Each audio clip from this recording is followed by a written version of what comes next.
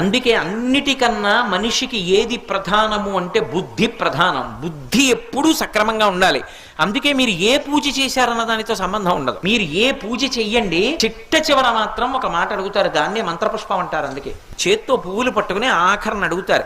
ఏమన్నాడు, ఏదో దుర్గాదేవిని పూజ చేశామనుకోండి శారదా నవరాత్రుల్లో, కాత్యాయనాయ విద్మహే కన్యాకుమారి ధీమహి తన్నో దుర్గి ప్రచోదయాత్ అంటారు అని పువ్వులు విడిచిపెట్టేస్తారు. మంత్రపుష్పం చెప్పారు అంటే ఆఖరణ ప్రచోదయాత్, ఆ దుర్గమ్మ మా బుద్ధులను ప్రేరేపించుగాక, ఆ దుర్గమ్మ మమ్మల్ని అనుగ్రహించాలి. అందుకే రుద్రాభిషేకం చేస్తే శివ సంకల్పమస్తు శివ సంకల్పమస్తు అని అన్ని మాటలు చెప్తారు మహన్యాసంలో. ఆ పరమశివుని యొక్క అనుగ్రహము చేత మా బుద్ధులు మంచి వైపునకు ప్రేరేపింపబడుగాక, మా బుద్ధి ఎప్పుడూ మంచిని కోరుగాక, చెడు వైపుకి మనసుని ఇంద్రియాలని తిప్పకుండుగాక.